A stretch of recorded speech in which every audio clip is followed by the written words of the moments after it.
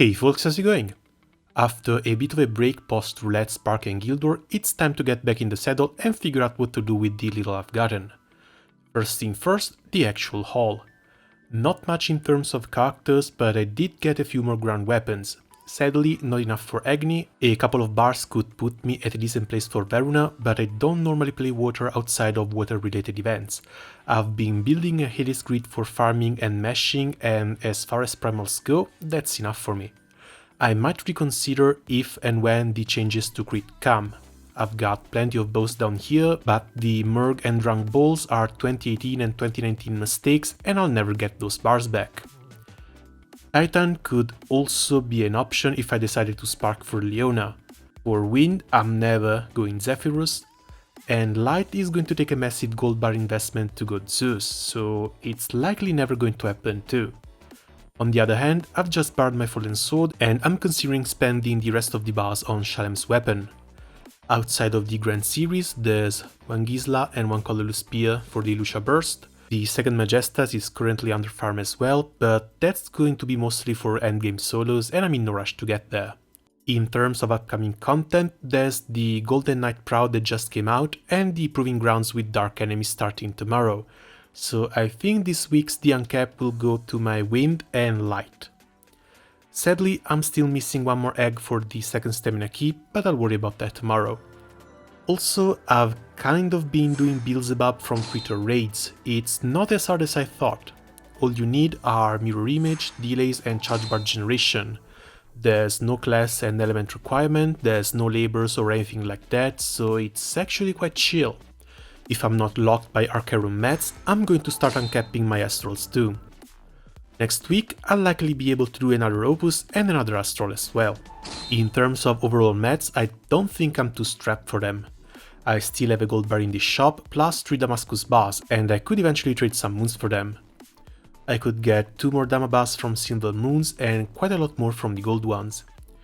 One thing that's keeping me from them is the Sierotics. I've already bought one and I think it was a huge mistake, so not even I know why I'm considering buying another. To be honest, I don't even know who I would use it on. Maybe just a limited unit from a banner I would consider hard to spark on. Halloween, Christmas and Valentine, even though there aren't that many characters I'm interested in those pools. On the other hand, I could always just trade for more bars, but again, outside of Dark, I'm not really interested in going primal in other elements. Then there's the 100 gold moons option. I could actually get myself a Skypiercer, a Hercules or a Ulikummi, but it's still quite the massive investment. I know Hercules can be a bit of a meme for Proving Grounds, but still, while tempting, I don't really have a plan for any of them, so I'll likely not touch them. Those gold moons are just gonna sit there for a few more months instead.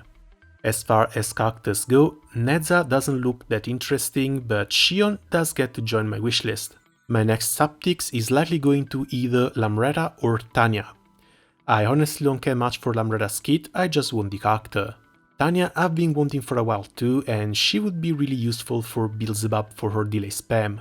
It's been 43 days since the last subtics, so the next one is likely going to come out in 20 days or so. Zeta and Beatrix will probably not be in it, so it's likely going to go to Tanya.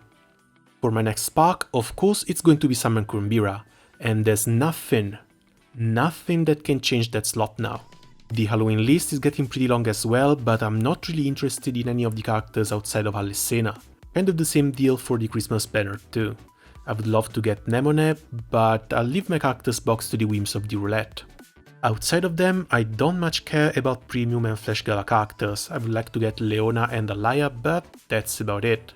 The only thing that's making me prefer a flash spark is the chance at more Dark Angel Olivia and Shalem weapons. But that's not going to be summer banner, that's not going to be the New Year banner, which leaves a mid-roulette Christmas spark, Valentine and anniversary. Hopefully 8 is a luckier number than 7. As far as farmable characters go, on the other hand, the level 120 uncap came as a bit of bad news. 40 boxing and Eternal is actually kind of torture. One thing I'm glad that happened, and I don't even know why it happened, is that I've picked the bows as extra rewards from the Guild War boxes, and I somehow didn't clean my inventory immediately, so I actually have 16 already. On top of that, I've never traded the Dread Barrage tickets, so there, 36 out of 40. The next Dread Barrage will be in June and reset the shop, so I'll only need 4 more. Still, this means that I will have to wait until June for the level 120 uncap, and if that's the case, it makes no sense to get the Lapis Merit now. I'm just getting another Sunstone instead. That makes 5 at the moment. I still kind of want to keep 3 saved up just in case that piece of shows up, but the other 2 will go to Judgment and maybe the Tower Summon. I don't even know why I haven't gotten Catselia yet. I've had all the materials for almost a month now. I guess I just didn't want to sit through 2 hours of Fate episodes. Alanan is pretty close too. I should have all the materials for the last stage of the Sun, the Pact Breaker and whatever's left to uncap him, so I guess I'm done procrastinating. I'm getting Catselia today and finish Alanan tomorrow. Back to song, I should be more than fine gold buzz wise. I'm left with 5 more and I would only need 3 for my remaining opuses. The last could go to another Guild Wars 5-star character, unless I want to start working on 6 star too. In terms of treasure, I'm still a bit behind on the silver bow shards, only 70 out of 200. The rusted weapons are sitting comfortably at 90 out of 120, and the low orb and wards requirement just went up to 8k each, leaving me halfway there on both sides. Sadly, the shop update for the Flawed Prisms didn't fully unlock the trade, so once the Golden Week Magnafest begins, I guess I'll just have to lock myself in Angel Halo and see how long I last. Timing wise, this would be the ideal roadmap. The likelihood of me sticking to it is extremely low, but I guess I'll still try.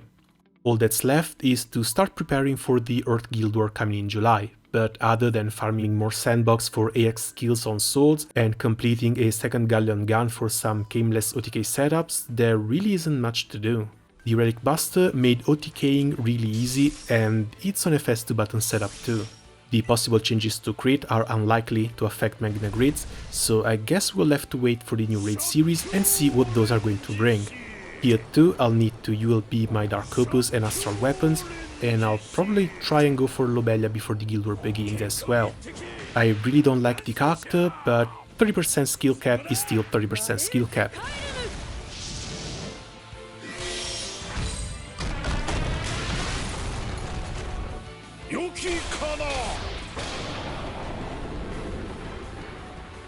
Alright then, I guess that's going to be it from me for the moment. I'm going to unlock Catselia and start working on the new Proud. As always, thanks a lot for watching and good luck with your grind. See you soon. Ciao!